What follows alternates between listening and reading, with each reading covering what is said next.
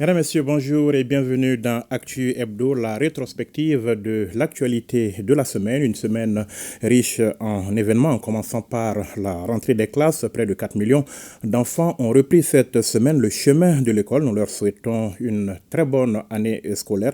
Dans l'actualité également de la semaine, de la semaine, des sujets comme l'école de la citoyenneté avec ses panels animés par les membres du gouvernement, un comité de pilotage de la Confédération AES, des activités de reconnaissance des malades du rein sous dialyse ou encore une réunion ministérielle du sommet Russie-Afrique qui se tient à Sochi en Russie. Mais nous avons choisi de nous arrêter sur la réunion annuelle des routes et le salon national de l'emploi, salon prévu les 21 et 22 novembre prochains. Nos invités sont Cheikh Omar Diallo, bonjour. Bonjour. Vous êtes le directeur général des routes. Bienvenue à Actu Hebdo. Merci. Et monsieur Mahamadou Cissé. Bonjour, monsieur Cissé. Bonjour, monsieur Vous êtes Konaté. le président de la commission nationale d'organisation du Salon national de l'emploi. Salon donc prévu, comme je l'ai dit, les 21 et 22 novembre prochains. Merci donc, chers invités, d'être venus. Et tout de suite, nous allons partir avec notre premier sujet. Le premier sujet de cette émission, la 50e édition de la réunion annuelle des routes tenue sous la présidence du ministre des Transports et des Infrastructures. Traditionnelle rencontre du secteur des routes avec tous les acteurs concernés et une thématique centrale, la résilience des routes dans le contexte des changements climatiques. Je vous propose de suivre ce reportage signé Nouhoum Sissoko et on en parle juste après. Cette 50e réunion annuelle des services des routes passe en revue les réalisations de 2024 et les difficultés qui l'ont émaillé. Il s'agit surtout des phénomènes météorologiques ayant causé d'importants dégâts sur les axes routiers, les ouvrages d'art et d'assainissement, provoquant même par endroits l'arrêt momentané du trafic routier. En dépit des contraintes tantôt citées, l'année 2024 a été marquée par la réalisation des actions ci-après. En matière de construction des routes, la poursuite des travaux routiers, la réhabilitation du tronçon Standard-Caille du corridor Bamako-Dakar par le nord, l'aménagement en 2x2 voies de la section Sévaré-Mopti de la route nationale numéro 6 et l'aménagement de 10 km de voirie urbaine à Mopti et à Sévaré, ainsi que la construction de la voie de contournement de l'aéroport de Mopti en Bodéjo. L'aménagement et l'élargissement du tronçon urbain de la pénétrante RN27 Bamako-Koulikoro à l'intérieur de Bamako.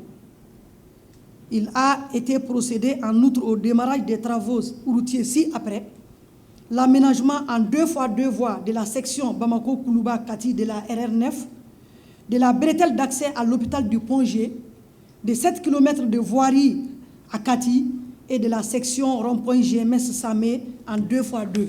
La construction et le bitumage de l'O2 Lere Nyafungé, tronçon Lere Sumpi. En matière d'entretien des routes, la continuation de la mise en œuvre du programme des travaux d'entretien des routes d'intérêt national des régions et du district de Bamako sur un linéaire total de 5 483 km, dont 4 562 km de routes revêtues et 921 km de routes en terre, pour un montant total d'environ 16 926 632 148 francs CFA. Sur le financement du fonds d'entretien routier, le taux de réalisation du programme s'élève à 45,02%. Quant à l'année 2025, elle prévoit les travaux d'envergure et le redémarrage d'importants projets routiers, selon le ministre des Transports et des Infrastructures. Il est en outre attendu en 2025 la signature de l'accord de prêt avec la Banque mondiale pour le financement de l'actualisation des études et des travaux de réhabilitation et reconstruction du tronçon Djema-Standaré. À ce titre, vous êtes appelés à poser un diagnostic, trouver des remèdes afin de réhabiliter et de renforcer notre réseau routier abîmé du fait du comportement humain et de la pluviométrie inédite. Nous voudrions réaffirmer notre engagement aux côtés des autorités maliennes à apporter notre accompagnement dans le secteur stratégique des transports, notamment dans le financement des infrastructures du pays, à même de soutenir la croissance et le développement. Le gouvernement déploie des efforts appréciables pour assurer la mobilisation des ressources pérennes et rendre effectivement autonome le fonds d'entretien routier. 2025 augure également les travaux du programme d'urgence de réparation des dommages causés par les fortes pluies sur les ouvrages d'art et les chaussées pour la poursuite normale du trafic, a en croire le ministre.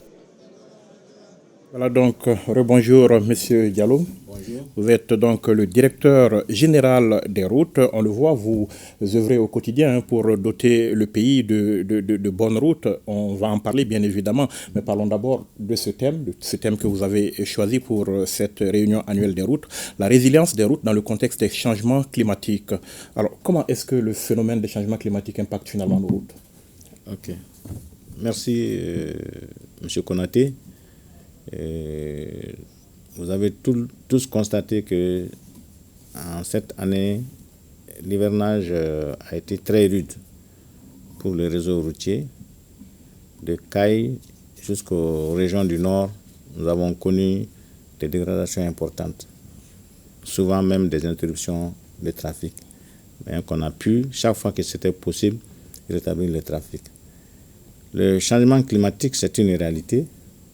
Et selon les statistiques, la pluviométrie de cette année peut être comparée à celle de 1967. Donc, depuis 1967, on n'avait pas enregistré des pluies aussi importantes.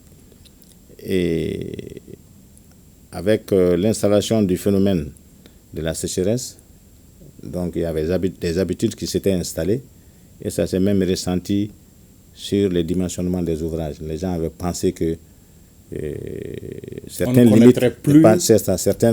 limites en matière de pluviométrie. Mais malheureusement, ce changement climatique est en train de nous rappeler que cela est une réalité et dorénavant, nous devons nous adapter. C'est ce qui explique même le thème de la réunion annuelle 7 août, c'est la résilience, c'est-à-dire comment prendre des mesures pour s'adapter à la nouvelle condition. Vous êtes en train de nous dire que nos routes n'étaient pas conçues pour résister à de telles précipitations? Non, je n'ai pas dit cela. J'ai dit que, par exemple, quand nous prenons le cas des ouvrages d'art, il y a plusieurs types. Il y a ce qu'on appelle les dallos et les buses, c'est des petits ouvrages hydrauliques. Il y a les ponts. Les dimensionnements prenaient en compte généralement ce qu'on appelle la pluie décennale, c'est-à-dire une pluie qui revient tous les 10 ans. Et généralement, pendant les 40 ans, ça a permis à ces ouvrages-là de supporter l'hivernage. Mais si c'est une pluie depuis 50 ans et quelques qui revient, donc ces ouvrages-là ne sont pas dimensionnés pour supporter des hivernages avec 50 années de retour. C'est pour cela qu'on a eu beaucoup de problèmes. Donc, avec les changements qui sont installés, et la météo nous dit que dans les 10 dernières années à venir, ce serait presque le même phénomène. Dans les 10 prochaines années. Oui. Donc, il faut que nous soyons vigilants et que nous nous adaptions à ce nouveau contexte. Mais, monsieur le directeur, vous parlez d'ouvrages qui n'étaient pas dimensionnés pour cela. Nous, on a l'impression qu'il y a des ouvrages qui n'existaient même pas par endroit. Oui, mais quand on prend dans les statistiques routières, les données qu'on considère généralement, c'est les 5 dernières années. Ou si on va un peu plus loin, c'est les 10 dernières années. Donc, c'est par rapport à ces niveaux qu'on calait les cotes des ouvrages. Mais maintenant que s'il faut aller au-delà, on est obligé de s'adapter. D'accord. Alors, à part les fortes pluies qu'on a connues, quand on parle de changement climatique, on parle de beaucoup de choses quand même. Quels sont les autres facteurs qui influent sur la route côté climat d'abord? Bon, côté climat, il y a la chaleur. Nous sommes un pays chaud. Et sur les routes bitumées, qu'il y ait la pluie ou pas, la chaleur aussi et les phénomènes, les températures extrêmes ont une incidence sur la qualité du réseau. Est-ce qu'on a des chaleurs inédites jusque-là?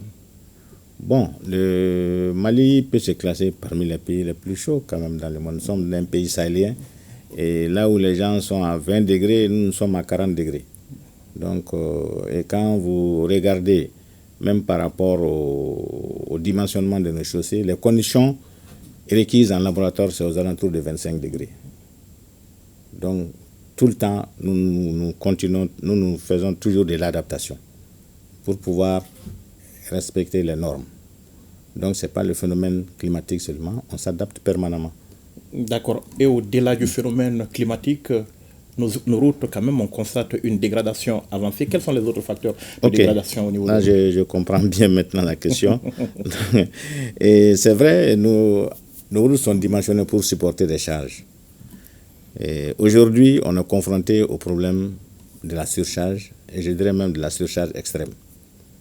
Parce que les charges de calcul qui sont autorisées dans les documents et la norme que nous utilisons, c'est 13 tonnes à l'essieu. Donc, quand nous regardons les campagnes de pesées qui se font et les chiffres que nous avons au niveau de nos postes de péage, on est souvent à plus de 20 tonnes à l'essieu. Et je peux même m'avancer, on est souvent même à 40 tonnes par essieu. Au lieu de 13. Au lieu de 13.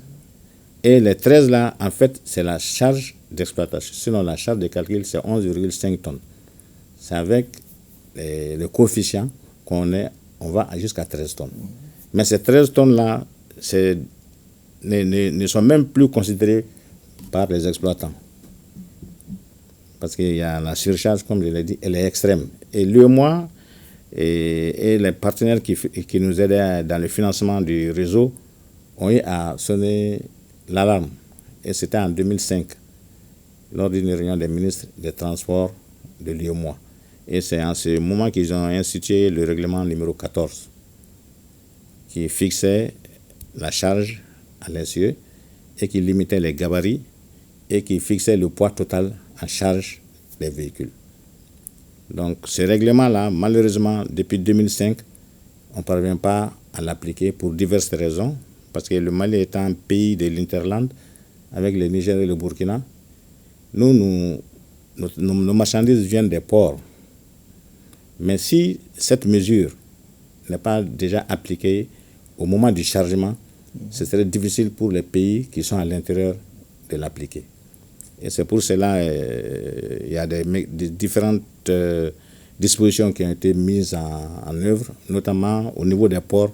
On a exigé que tous les ports installent des pèse-essieux. Et au niveau des plateformes, c'est-à-dire ceux qui produisent beaucoup de marchandises ou beaucoup de tonnage, par exemple les usines de ciment, les usines d'engrais et autres, ou qui produisent par exemple plus de 200 000 tonnes de marchandises par an, on les a dit aussi d'installer à leur niveau des systèmes de pesée. L'avantage, c'est quoi? Si la norme est respectée à la sortie, ceux qui sont à l'intérieur, normalement, ils ne doivent pas avoir de fraude, sauf s'il y a des fraudes. Parce que ça aussi, ça existe. Il y a des gens qui peuvent sortir normalement avec des charges normales des ports, mais en cours de route, ils ajoutent des charges. D'accord, mais monsieur le directeur, moi je ne comprends pas trop ça. Mes routes sont conçues pour supporter 13 tonnes. Je laisse passer quand même des camions de 20 tonnes, de 40 tonnes. Oui, bon, ça ce n'est pas notre souhait, mais dans le règlement, il est prévu des amendes. Mais nous ne sommes pas pour ces amendes-là. Nous, on veut qu'il y ait plus de surcharge. Sinon, il y a des pénalités qui sont appliquées. Il y a des charges quand c'est à l'interne. Par exemple, il y a des pénalités au niveau national, il y a des pénalités au niveau inter-État. Malgré cela, si ça continue, c'est qu'elles ne sont pas dissuasives. Oui, parce que souvent, ceux qui étant un pays de l'intérieur, la position du Mali est un peu difficile. Parce que chaque fois qu'on veut appliquer le règlement, les chargeurs et les transporteurs mettent en avant le problème de la distance. Et le fait de limiter la charge va les obliger à répercuter, par exemple, le coût sur la marchandise. Est-ce que vous êtes en train de nous dire qu'on est face à un problème finalement sans solution? Non, le problème a une solution. Laquelle? Ouais, c'est un engagement politique de tous les États, parce que c'est l'application concomitante qui va régler le problème. Parce qu'il ne faut pas que, par exemple, quand le port de Dakar fait des facilités, les commerçants vont là-bas et, par exemple, ils tolèrent la surcharge ou bien ils donnent des tolérances, un certain pourcentage, et que le port d'Abidjan soit strict, donc tout le monde va aller vers Dakar.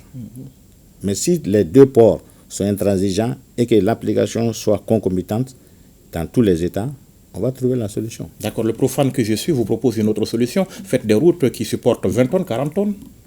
Bon, ça a un coût économique. Que vous n'avez pas. Oui. Est-ce que nous sommes aujourd'hui prêts à supporter des routes, par exemple de Bamako jusqu'à Dakar, je vais parler un peu géotechnique, où la couche de base est en béton armé? Ce serait difficile. je ne sais pas si le budget pourra supporter, même avec l'appui des bailleurs de fonds. C'est sur des solutions techniques sur lesquelles ceux qui font les routes, d'abord le budget ne peut pas, mais ceux qui nous accompagnent ne sont pas prêts à supporter cela. Parce que ça va nous amener à des considérations de rentabilité économique qui vont toujours nous opposer. C'est ça le problème. D'accord. Venons-en concrètement à la réunion annuelle des routes, les acteurs qui se rencontrent annuellement, pour se dire quoi concrètement? Dites-nous. Donc, comme vous l'avez dit, nous sommes à la 50e édition. Et ça a été l'occasion, même madame dans son discours, de rendre hommage à ceux qui nous ont précédés. Quand même 50 ans, ce n'est pas 50 jours. Et si l'activité a eu la pérennité, c'est que ça veut dire que ça a un sens. C'est utile. Oui. Donc la réunion annuelle, c'est l'occasion d'abord de faire le bilan de l'année écoulée et de faire la programmation des activités de l'année qui va venir. Ça, c'est le problème. Le premier problème, ça, c'est de faire les programmes, que ce soit en matière d'entretien, de faire le point en matière des études qui sont en cours et de faire le point des grands travaux qui sont en cours de réalisation, même si on n'a pas beaucoup insisté sur les grands travaux, parce qu'à l'origine, l'objectif premier de la réunion annuelle, c'était la réunion de programmation des travaux d'entretien courant à l'époque, on disait. Mais aujourd'hui, on préfère parler d'entretien routier. Parce que l'entretien, aujourd'hui, l'entretien courant dans le temps se limitait uniquement aux travaux de maintenance, à boucher les nids de poules, à corriger les défauts par rapport aux accotements, à les recharger, les mettre à niveau, et corriger les fissures sur les routes, réparer les ouvrages au niveau des garde-corps, faire le curage, et remettre en place des panneaux de signalisation qui sont dégradés ou même reprendre la signalisation horizontale sur les routes bitumées. C'était des petits travaux et des balayages. Mais aujourd'hui, sur certaines sections, il arrive qu'on fasse même ce qu'on appelle des renforcements, c'est-à-dire la couche de roulement. On amène une nouvelle couche en bouchant les trous et pour protéger la route, on va jusqu'à traiter l'accotement en béton. Ça, c'est des techniques qui sont venues dans l'entretien, mais qui, dans le temps, on considérait que c'était de l'entretien un peu périodique. Mais qu'est-ce qui a rendu cela nécessaire aujourd'hui? Le passage de cet entretien que vous appeliez entretien courant à cette forme d'entretien peut-être un peu lourde maintenant. Oui, parce que le problème, c'est que en matière de planification, on s'était obligé d'apporter de nouvelles techniques à l'entretien courant. Parce que dans le temps, vu l'âge de la route, si on suivait réellement les techniques, normalement quand on fait une route, au bout de 5-7 ans, en ce moment c'est l'entretien périodique qui intervenait. C'est-à-dire si c'est une route bitumée, on pouvait amener une couche de roulement au bout de 7 ans pour renforcer. Parce que la durée de vie supposée de la route, c'est 15 ans, une route bitumée. Donc si on fait un premier resurfaçage au bout de 7 ans, ça nous donne le temps de tenir pour aller à 15 ans. Mais qu'est-ce qu'on a constaté? Avec le problème de restriction budgétaire, la situation économique étant difficile, cet entretien périodique-là ne se fait plus. Donc on ne peut pas laisser la route dans cet état. Donc il faut trouver des techniques pour au moins prolonger la durée de vie de la route pour qu'elle puisse atteindre au moins ces 15 ans-là. Et c'est comme on ne peut pas faire l'entretien périodique total, c'est les techniques qu'on a trouvées. Les sections les plus dégradées, on les entretient. Et ceux qui ne sont pas trop touchés, on les laisse et ainsi de suite. Est-ce que vous arrivez à faire ce travail-là correctement aujourd'hui? Comment se porte l'entretien routier aujourd'hui, vu l'état des routes, encore une fois? On parvient à faire le travail. Si vous parlez de la qualité ou de la technicité, on parvient à le faire. Mais on a un problème de financement. Aujourd'hui, le financement ne suit pas et les besoins sont énormes. À la réunion annuelle, le programme qu'on a présenté cette année, ça fait à peu près des besoins de 185 milliards pour entretenir. En entretien routier seulement. Oui, entretien routier. Ça, c'est sans tenir compte des dégâts que nous avons eus à évaluer ce qui l'intempérie a causé sur les routes en cet hivernage-là qui s'élève à peu près à 25 milliards. D'accord. Mais nous avons un programme en cours d'élaboration qui doit concerner la réhabilitation, une vaste réhabilitation du réseau routier. Et d'après nos estimations, ça peut aller jusqu'à 2500 milliards. D'où comptez-vous prendre ces fonds? Bon, nous sommes des techniciens. Ou alors nous sommes condamnés à rouler sur de mauvaises routes. Non, j'ai dit un programme de réhabilitation de l'ensemble du réseau. D'accord, le programme c'est une chose. Ouais. L'argent c'est le nerf de la guerre. Ouais, nous en tant que techniciens, nous proposons la solution technique. D'accord. Et notre aspect est géré à un autre niveau. Au niveau politique. D'accord. Parlons toujours de bilan en termes de nouvelles réalisations. Madame le ministre en parlait, qu'est-ce qui en ressort concrètement? Bon, en termes de nouvelles réalisations, il y a les travaux de la route Kaï-Sandaré qui sont en cours.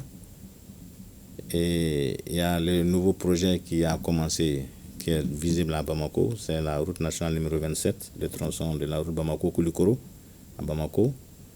Il y a à Mopti la digue que les gens connaissent entre Sévaré et Mopti, qui est en train d'être repris et réhabilité. Il y a le contournement de l'aéroport de Mopti qui est en cours. Et on va faire 10 km de voirie dans la ville de Mopti, dont 5 à Mopti et 5 à Sévaré. Les chantiers en cours évoluent? Oui, normalement, mais on est souvent confronté à des problèmes d'insécurité. Même si les chantiers que je viens de citer ne sont pas tellement impactés, on a beaucoup de travaux qui sont arrêtés à cause de l'insécurité. Lesquels notamment? Il y a la route Kuala-Nara, il y a la route Gomakura, Léré vers Tombouctou, même si on a pu faire 195 km de Tombouctou à Niafunké, à partir de Soumpi, les travaux sont arrêtés. Mais nous sommes dans la dynamique de la reprise avec le partenaire qui est l'Union européenne qui finance ce projet. Donc, incessamment, le tronçon Soumpi vers Léré va commencer. Et Léré vers Gomakura reprendra peut-être en fin novembre. Et le bout du tronçon Gomakura-Nampala va aussi redémarrer.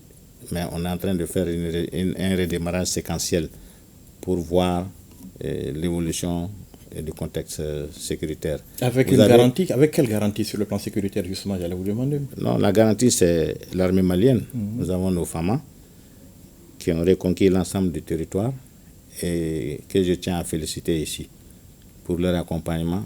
Mais nous faisons toujours les travaux sous la couverture des forces armées maliennes. Donc il y a la route Sévaré-Gao aussi. La question revient beaucoup. Ah oui, c'est un axe quand même c'est ça. Fondamental. Donc c'est pour donner l'information par rapport à cette route. Il y a 2 tronçons qui ont eu le financement, Sévaré-Boré et Boré-Douanza.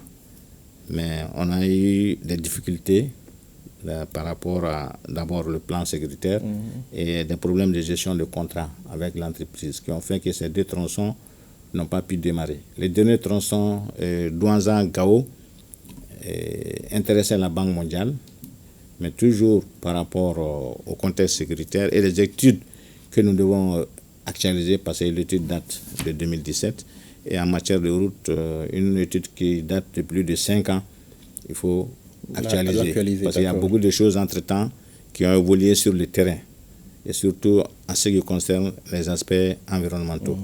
Donc on a convenu avec la banque, cette étude on va l'actualiser courant 2005 et si plaît à Dieu, courant 2025, je m'excuse, et Inch'Allah, on prie le bon Dieu, en 2026, les travaux doivent normalement reprendre.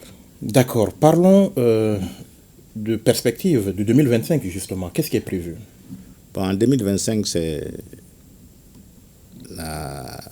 l'entretien routier que nous allons faire sur, comme j'ai dit, un besoin exprimé de 185 milliards. Pour le moment, le fonds d'entretien routier nous annonce des prévisions de 15 milliards. Mais nous ne désespérons pas. Insignifiant, monsieur le directeur. Bon, je ne dirais pas que c'est insignifiant, mais c'est ce qui est possible aujourd'hui. Okay. D'ici la fin de l'année, nous avons des espoirs. Et avec le ministère des Finances, je crois que les pourparlers sont en cours. Et peut-être il y aura d'autres possibilités pour nous venir en soutien pour qu'on puisse au moins avoir au moins le triple ou le quadruple de ce montant-là. Parce qu'il y a des possibilités que ce montant-là, on puisse disposer de montants conséquents pour faire l'entretien. Parce qu'il y a, dans la stratégie de l'entretien routier qui a été adoptée par le Mali suite aux instructions, ou je peux me dire au règlement de l'UEMOA, normalement le Mali on doit pouvoir sur la RUPP, la redevance déjà sur le routier, sur les produits pétroliers, la moyenne souhaitée par l'UEMOA est de 60 francs par litre. Aujourd'hui, le Mali est à 17,5 francs sur l'essence et 13 francs sur le gasoil. C'est vraiment insignifiant et on peut faire plus. Avant les événements de 2022, avec l'embargo de la CEDEAO, le Mali était à 35 francs par litre. Jusqu'à présent, on n'a pas pu revenir à ces 35 francs, alors que notre objectif, c'est un minimum de 60 francs par litre. Donc, c'est un cri de cœur que je lance ici. La directrice générale du FER va peut-être accepter en son nom que les autorités voient la possibilité de revoir cette redevance-là pour qu'on puisse avoir un entretien conséquent du réseau routier. On espère que le message il est passé. Pour terminer, en quelques mots, qu'est-ce qu'on peut retenir comme grande conclusion, grande recommandation de cette réunion annuelle de route qui s'est achevée? Ouais. Donc, en grande recommandation, nous allons nous atteler déjà à la sortie de cet hivernage à la réparation des dégâts qui ont été causés.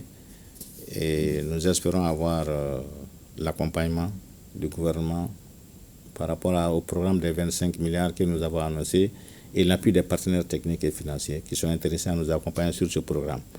Maintenant, pour ce qui est du programme ordinaire, le réseau routier du Mali est vieillissant. Toutes nos routes ont presque dépassé la limite d'âge. Donc, c'est vraiment une nécessité aujourd'hui parce que ce que les gens n'analysent pas souvent, c'est que des problèmes de recettes, des problèmes de taxes, l'activité économique même repose sur la route. Donc aujourd'hui, si on n'a pas de route en bon état, ça peut se ressentir même sur les recettes douanières. Et j'entends chaque fois que la douane a atteint ses objectifs, c'est parce qu'il y a des routes.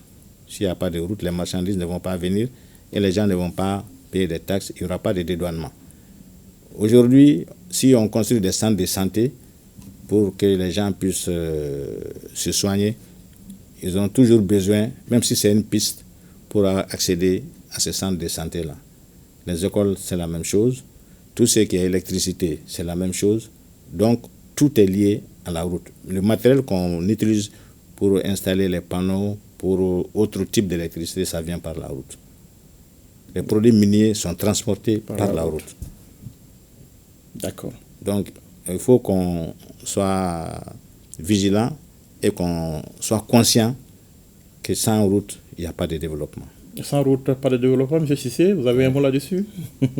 C'est d'une évidence patente pour dire, en fait, l'infrastructure, c'est les premiers aspects du développement. Il l'a dit, que ce soit sur les aspects de la santé, de la scolarité, même de l'économie.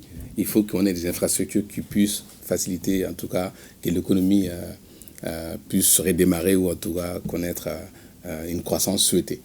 Vous allez donc aider M. le directeur général dans le plaidoyer pour avoir des financements pour les routes? Absolument, et je pense que tout Malien, tout usager est conscient justement de ces difficultés et on ne peut que les appuyer pour qu'on ait les fonds nécessaires justement pour que ces travaux puissent se faire. Alors, monsieur le directeur, vous restez avec nous, s'il vous plaît. On va passer au deuxième sujet de notre rétrospective, les solutions nationales pour l'emploi et un avenir professionnel pour tous. C'est le thème de la première édition du Salon national de l'emploi. Il est prévu du 21 au 22 novembre prochain. Il s'agit pour les autorités de trouver les moyens de faire face à la problématique de l'emploi en général et de l'emploi des jeunes en particulier. Une conférence de presse s'est tenue cette semaine pour camper le décor.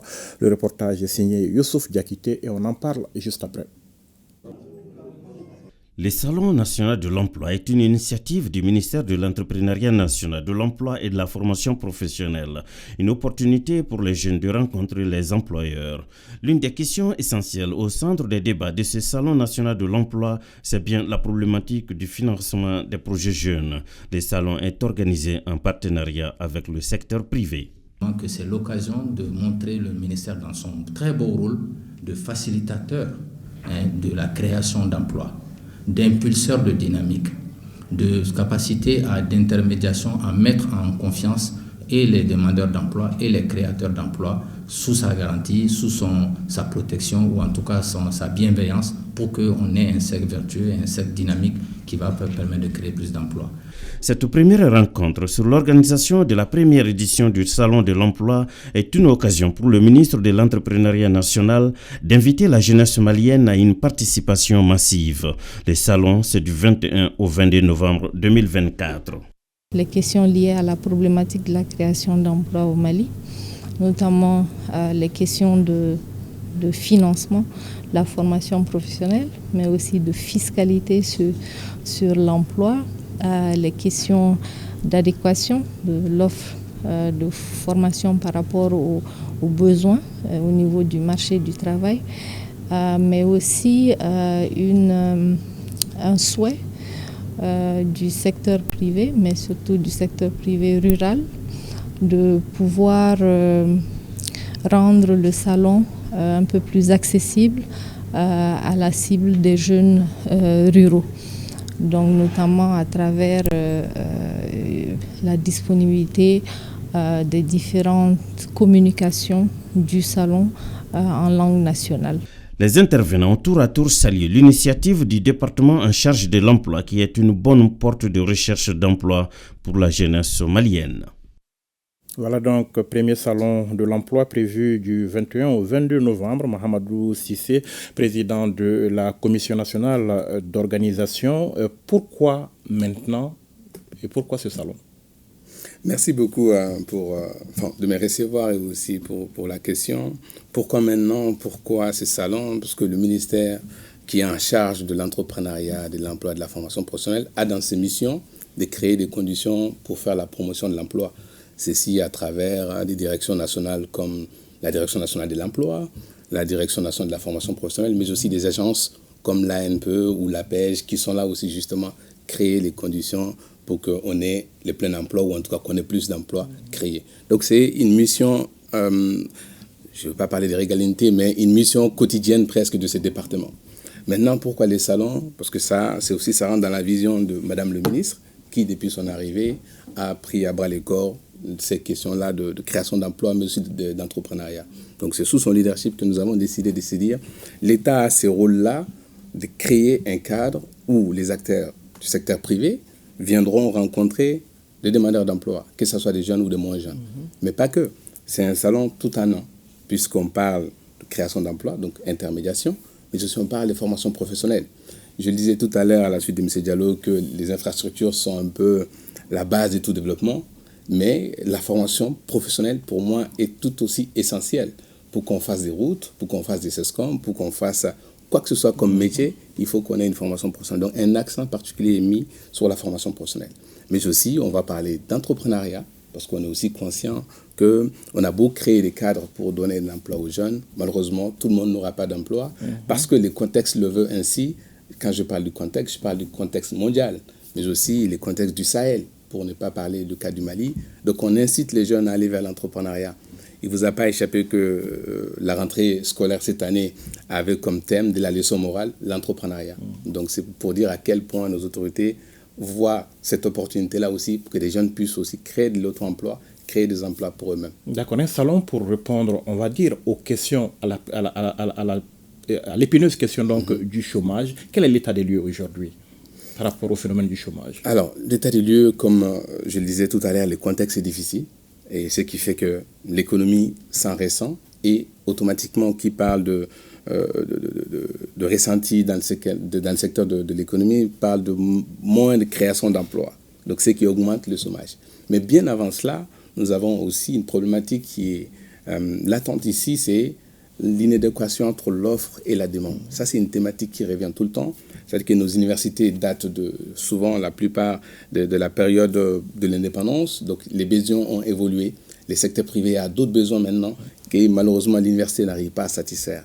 Ce qui fait que chaque année, on se retrouve avec des nouveaux diplômés qui reviennent sur le marché de l'emploi, mais les offres qui sont proposées ne sont pas en adéquation avec les formations qu'ils ont reçues. Donc, ceci augmente, on va dire, les taux de chômage. Premier élément. Le deuxième élément, je le dis, c'est le secteur de l'économie qui connaît des moments difficiles au regard du contexte. Donc, l'état de lieu, il est un peu difficile, mais pas impossible à résoudre, d'où justement cette nécessité de se dire, malgré cette difficulté-là, il y a des emplois quand même qui sont à pourvoir, souvent, qui ne sont pas occupés. Ou même, souvent, on va faire appel à l'expertise locale. Tous ceux qui nous écoutent, ou même, vous avez dû entendre ou faire appel à un Togolais pour faire de la plomberie, un Béninois pour faire du carrelage, un Sénégalais pour faire de la peinture. Ça veut dire qu'il y a aussi quelques niches qui sont là, mais dont on n'arrive pas à faire cette orientation de la jeunesse vers ces secteurs-là. Donc, c'est là où je parlais de la promotion de la formation professionnelle. D'accord. Qui est invité à ce salon pour faire quoi concrètement? Alors, c'est d'abord une initiative du département qui a associé les secteurs privés. Parce que quand on parle de création d'emplois, bien sûr, il y a le secteur public qui n'est pas négligé, qui est conséquent, mais il y a aussi le secteur privé. Surtout privé. Surtout privé. Donc, du coup, c'est une initiative du département qui associe les secteurs privés. C'est-à-dire qu'on va créer un cadre d'échange. Ce n'est pas juste de l'intermédiation, il y aura des panels thématiques. Vous avez dit les thèmes essentiels, principaux de cette édition, c'est les digital outils de l'intermédiation. En tout cas, l'intermédiation, l'offre et la demande. Nous sommes dans une phase où le chef de l'État l'a dit, il faut moderniser l'administration, il faut digitaliser parce que le monde évolue et les secteurs de l'emploi ne peuvent pas rester en marge. Donc, quels sont les outils qui existent, qui facilitent justement la promotion de l'emploi, qui peuvent aussi être utilisés par les jeunes ou les demandeurs d'emploi pour avoir une opportunité. Donc ça, c'est un peu le premier aspect. Le second aspect, c'est aussi de se dire, les secteurs privés disent qu'il y a des métiers qui n'arrivent pas à être occupés. Et nous, en tant que ministère qui est en charge de la formation professionnelle, quel cadre on peut créer entre nos centres de formation professionnelle et ces secteurs privés? Ils expriment leurs besoins et que nos centres soient en mesure de former des jeunes dans ce domaine pour qu'il y ait un débouché à la sortie. Alors, parlons concrètement du thème. Vous l'avez évoqué tout à l'heure. Apparemment, il y avait une erreur à mon niveau. Donc, parlons-nous concrètement de ce thème, le thème de ce salon. Mais il n'y a pas d'erreur à votre niveau. Je vous rassure. Okay. Intermédiation, c'est exactement la même chose que l'offre et la demande. Okay. Alors, c'est de se dire les solutions nationales qui existent. Voilà, pour qu'on ait tous un avenir professionnel. Vous avez raison sur le thème. Moi, je suis allé sur le second sous-thème, la digitalisation. Voilà, mais vous avez raison là-dessus. C'est-à-dire qu'on s'est dit quelles sont les solutions dont on dispose, que ce soit au niveau étatique ou au niveau du privé. Comme je parlais du patronat, il y a un bureau, il y a la coordination du bureau privé de placement, le CONABM, qui est membre du patronat, dont le rôle est de faire l'intermédiation, c'est-à-dire l'intermédiaire entre les entreprises et les demandeurs d'emploi. Quels sont ces outils qui existent? Et nous, en tant que département, ayant élaboré une politique nationale de l'emploi, quelles sont les mesures qui sont prévues justement pour promouvoir la création d'emplois? Donc, c'est tous ces outils qui vont être mis à disposition de nos participants, mais aussi débattus avec les experts pour apporter un regard critique. Qu'est-ce qui peut être amélioré et qu'est-ce qui peut être changé dans tout ce que nous faisons jusqu'ici. D'accord. Vous parlez d'adéquation formation-emploi. On parle aussi de secteur rural. En fait, quelles sont les opportunités, les niches, on va dire, d'emploi que vous comptez développer, par exemple? Où est-ce qu'il y a l'emploi aujourd'hui au Mali? Alors, il y a différents secteurs, mais je veux m'appesantir un peu sur le premier élément, qui est l'inéducation entre l'emploi et la formation professionnelle. Et depuis l'arrivée de Madame le ministre, il y a eu beaucoup d'activités là-dessus. On a eu le CITA, qui était un grand événement justement qui visait à faire la promotion de la formation professionnelle. Moi, je pense que c'est le nœud du problème. Il faut qu'on arrive à sensibiliser, à démystifier certains métiers, ou souvent aussi à enlever des tabous. Parce que dans nos têtes ici, de jeunes Maliens, chacun veut être dans un bureau, chacun veut être bien vu dans son travail, ce qui est bien. Il faut encourager les gens à rêver. Mais il faut aussi qu'on voit la réalité du terrain. En se disant, on peut être maçon, gagner bien mieux sa vie qu'un fonctionnaire. On peut être plombier, gagner bien mieux sa vie qu'un ministre peut-être. Donc du coup, c'est vraiment cette, on va dire, déconstruction qu'il faut faire, qu'il n'y a pas de sous-métier. C'est-à-dire que les métiers qui vous permettent de nourrir votre famille, qui vous permettent de gagner votre dignité, c'est celui-là qu'il faut chercher. Donc il y a ces messages-là à avoir au niveau des jeunes. C'est plus de 300 000 nouveaux demandeurs d'emploi quand même qui viennent chaque année. Et la création d'emplois, ce n'est même pas la moitié. Donc il y a une bombe à retardement qui est là, donc, sur lesquelles il faut agir. Mais est-ce qu'il faut revoir la formation au niveau universitaire? Absolument. Mais bon, c'est quelque chose qui est lourd et qui ne peut pas se faire d'un coup. Donc c'est pour ça qu'on arrive avec des alternatives. En se disant, en faisant la sensibilisation, ça a été fait avec Madame le ministre et l'APEJ dans les universités, en allant rencontrer les étudiants en phase terminale, pour leur dire qu'il faut peut-être penser à l'entrepreneuriat, premier point, à la reconversion. Parce qu'on a aussi cette problématique-là, j'ai fait droit, donc il faut que je sois juriste, il faut que je travaille dans un cabinet d'avocats. Mais au final, si on n'arrive pas à avoir un emploi, il n'est pas exclu de suivre une autre formation, de se reconvertir. Donc il y a ces problématiques-là qui peuvent aussi jouer sur la diminution du taux de chômage. Vous l'avez dit, c'est vraiment un travail de fond qu'il faut avoir au niveau de notre système éducatif. On continue à former des gens en sociologie, c'est très bien. J'apprécie, mais à un moment donné, il faut qu'on se dise au débouché, est-ce qu'ils vont avoir un emploi? C'est un dit langage. Je n'ai rien contre ces filières-là, hein, mais c'est une réalité qui est là, qu'il faut souligner. Il y a des pays qui arrivent à évoluer, des masters autour de la digitalisation, des masters sur de l'intelligence artificielle. Il faut qu'on arrive à faire bouger cette mammouth qui est l'éducation, à aller vers de l'innovation, à aller vers, en tout cas, les demandes du secteur privé. Mais en attendant la reconversion ou alors l'entrepreneuriat, c'est des moyens. Qu'est-ce que vous proposez aux jeunes dans ce cadre en tant que ministère en charge de l'emploi et de la formation professionnelle? Alors, j'ai dit à l'entame de mes propos que c'est un salon tout en un. On a des thématiques qui sont débattues, un thème sur, on va dire, le digital au service de l'intermédiation, mais aussi on va parler de financement. Donc, qui parle d'entrepreneuriat parle nécessairement de financement.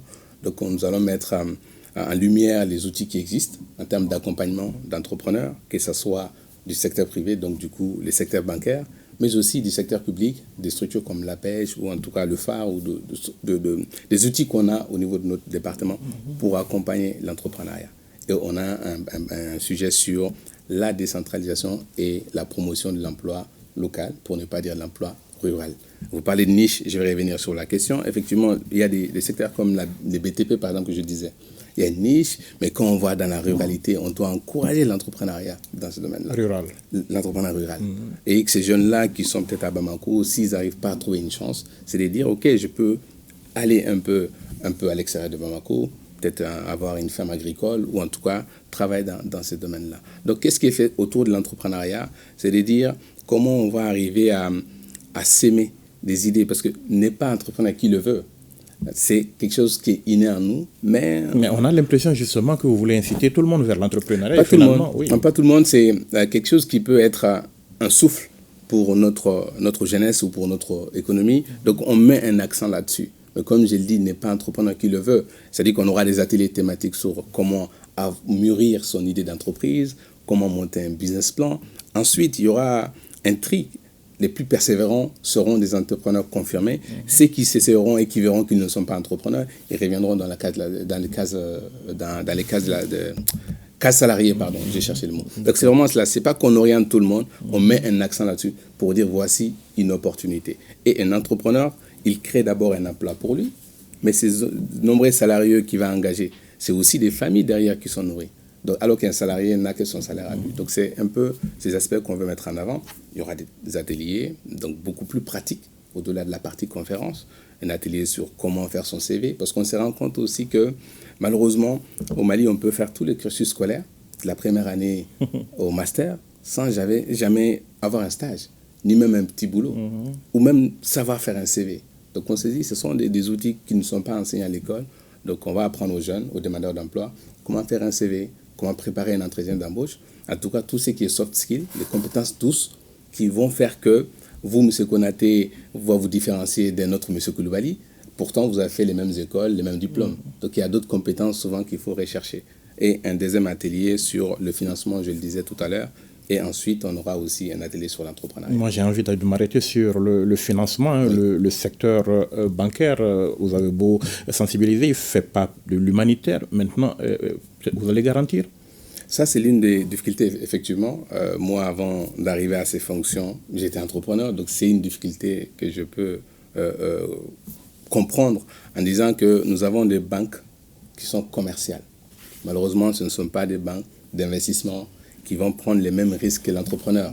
Et nous avons des taux d'intérêt qui sont assez élevés pour une start-up. Une start-up qui peut aller chercher un financement dans une banque classique ici au Mali, on va lui demander d'hypothéquer un terrain, un titre foncier, une maison qu'il n'a pas, parce qu'il démarre. Première barrière, on va lui imposer, en tout cas lui donner un taux d'intérêt avec un temps de remboursement très court, alors qu'on sait qu'une start-up qui démarre va nécessairement nécessiter 3 ans, voire 5 ans avant d'être rentable. Donc, vous donnez de l'argent à un jeune qui ne connaîtra la rentabilité que dans 3 ou 4 ans, alors que vous lui demandez de commencer à rembourser au bout de 6 mois. Donc, vous l'endettez. Donc, ce système-là, il faut que peut-être ça soit revu. Mais ça va nous amener à aller vers tout ce qui est création de fonds d'investissement, ou en tout cas des banques d'investissement. Mais on a des dispositifs quand même qui sont là, qui sont portés par des partenaires, qui peuvent être des solutions à ces problèmes.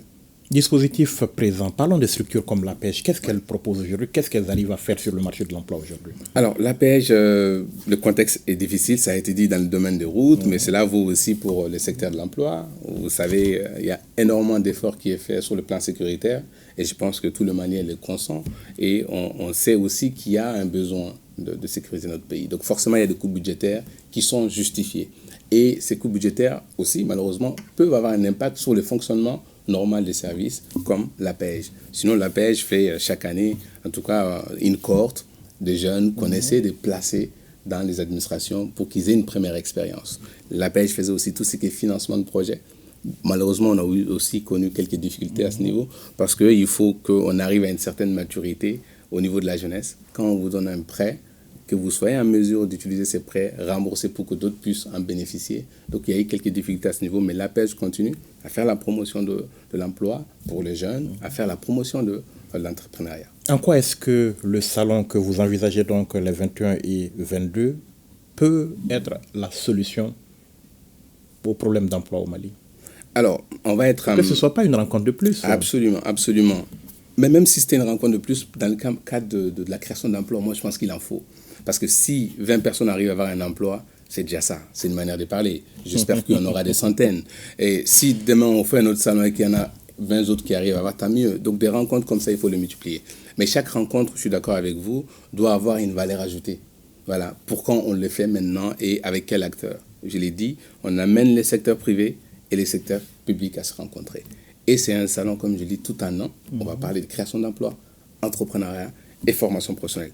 Et c'est un salon qui est national, avec une couverture qui va être assurée par la retransmission en direct. Parce qu'on a une cible qui est importante, pour ne pas parler des ex-employés de la MINUSMA, par exemple, ou d'autres contingents qui ont quitté notre pays. Donc, s'il y a des Maliens qui y travaillaient et qui avaient une certaine expérience, qui se trouvent au chômage, on s'est dit, on va leur donner l'opportunité de venir présenter au secteur privé les savoir-faire, les compétences qu'ils ont, et leur donner une occasion de créer, d'avoir un emploi.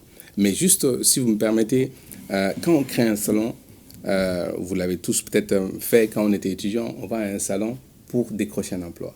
Mais l'emploi ne se décroche pas nécessairement dans le salon. Oui. C'est les entretiens qu'on a, les retours qu'on a sur nos CV, les améliorations qu'on peut y apporter, les réseaux qu'on peut créer. Et c'est avant tout, c'est se mettre en fait dans cette marche de chercher un emploi. Parce que beaucoup de jeunes vous diront, je suis un jeune chômeur, mais il est au quartier, il prend du thé. Mais il n'est pas chômeur tant qu'il n'est pas inscrit à l'ANPE. Il n'est pas chômeur tant qu'il ne va pas dans ce genre de salon essayer de voir les opportunités qu'il y a. Donc c'est une manière pour nous d'amener les jeunes à être dans cette mouvance-là, de se dire, on peut aller chercher un emploi, on peut ne pas l'avoir, mais on ressortira avec une expérience certaine. Et derrière, on peut aussi entreprendre, puisqu'il y aura un accent qui sera mis sur l'entrepreneuriat. Alors, on va permettre à M. Diallo de dire un mot sur le secteur de l'emploi, sa vision donc de ces questions et de ce salon. Et on va revenir à vous pour boucler, M. Diallo. Merci, M. Konaté. Le domaine des travaux publics est un grand pourvoyeur d'emploi. Et nous sommes tous les jours avec les entrepreneurs, les bureaux d'études, les fournisseurs, ainsi de suite. Donc, dans le secteur, les travaux créent beaucoup d'emplois. Mais dans son intervention, ce que j'ai relevé et qui est un problème dans le domaine de l'emploi, c'est le problème comme il a dit, vouloir faire un emploi, même si c'est salissant, mais si ça te permet de gagner la vie, c'est ça qui est le plus important. Il n'y a pas de sous-métier. Il n'y a pas de sous-métier. Mais aujourd'hui, beaucoup de gens disent on veut un maçon ivoirien, on veut un plombier togolais. Mais ça, ce n'est pas le problème. Parce que ceux qui ont été formés au Mali pour faire ces métiers-là pensent qu'ils doivent être dans un bureau. C'est ça le problème. On a formé des gens ici au Cap, DF+2. Quand ils sortent, ils veulent être dans un bureau. Alors que normalement, c'est les ouvriers qualifiés. D'accord. C'est ça le constat que je voulais relever. Il faut que les gens acceptent. Et comme il n'y a pas de sous-métier, et souvent on pose mal le problème d'adéquation emploi. Formation-emploi. Sinon, bon, dans le domaine des travaux publics, nous avons un centre de formation, l'NFP-BTP, où on fait du perfectionnement continu des entrepreneurs, des bureaux d'études et des ouvriers. D'accord. Merci, M. Diallo. On va revenir à M. Cissé pour boucler. Alors, vous étiez en train de parler de ces jeunes qui viennent peut-être au salon pour décrocher un emploi. Vous dites que ce n'est pas au salon forcément qu'on décroche un emploi. Qu'est-ce que vous avez à leur dire avant de quitter ce plateau? Quel appel aux jeunes et quel appel au secteur privé finalement? Alors, l'appel au secteur privé, je pense que cela a été fait par Madame le ministre lors de ses points de presse. Et d'ailleurs, ils ont apprécié parce qu'ils ont été fortement associés. Et ils l'ont dit, et ça a été dit par le vice-président, l'État est dans son rôle de créer ces cadres-là pour que ceux qui donnent l'emploi et ceux qui cherchent puissent se rencontrer. Mais surtout qu'on amène cette discussion sur des problématiques comme l'inéducation, sur des problématiques comme je disais, qu'il faut promouvoir les emplois qui existent ici, localement. Mais l'appel au niveau de la jeunesse, c'est surtout, comme cela a été dit, qu'il n'y ait pas de sous-métier, et surtout qu'il faut se donner toutes les chances pour décrocher un emploi. Et se donner toutes les chances, c'est d'aller où ça se passe. C'est-à-dire que j'entends parler d'un salon, j'y vais. J'entends parler d'un bureau d'intérim, j'y vais. J'entends parler d'une offre, je postule. C'est vraiment le début. Et il y a une agence qui est là, qui est une agence étatique, qui coûte absolument rien, c'est gratuit, c'est l'ANPE. On va s'enregistrer, les offres qui y sont, on peut en bénéficier. Les formations qui sont dispensées, on peut en bénéficier. Bon, vraiment, mon message, c'est d'apporter, en tout cas, ces éléments à l'endroit des jeunes. Et d'ailleurs, l'accent sera mis là-dessus lors de ces salons, puisque c'est un salon qui est dédié à l'emploi, mais aussi sur l'entrepreneuriat et la formation professionnelle. Donc, tout le circuit est là. Si vous venez pour décrocher un emploi et que vous n'avez pas, vous pouvez peut-être avoir l'envie d'entreprendre. Donc, il y a un pavillon qui est prévu pour. Si toutefois, les deux pavillons ne vous satisfait pas, vous pouvez penser à la reconversion. Donc, nous aurons un pavillon sur la formation professionnelle pour voir les métiers justement qui créent de l'emploi. Parce qu'on va amener l'approche par secteur. Le secteur privé viendra aussi nous dire, vous parlez de niche, quels sont les emplois disponibles ou quels sont les emplois futurs. Donc, les jeunes ont besoin de cela pour adapter leur formation à ces besoins. Donc, c'est un salon qui est sous le haut patronage de son Excellence le général d'armée, colonel Assimi Goïta, chef de l'État. Président de la transition. Président de la transition et le Premier ministre, Dr Choguel Kokala Maïga. Merci donc, M. Cissé. Merci, chers invités. Je vous rappelle, chers téléspectateurs, que nous étions avec Cheikh Oumar Diallo, le directeur général des routes, et M. Mahamadou Cissé, le président de la Commission nationale d'organisation du Salon national de l'emploi, un salon prévu les 21 et 22 novembre prochains. Merci de nous avoir suivis. Dans un instant, le journal de 13h, une présentation de Abdul Karim Kaba. Retrouvez Ibrahima Diombele la semaine prochaine pour le prochain numéro de Actu Hebdo. Excellent après-midi, au revoir.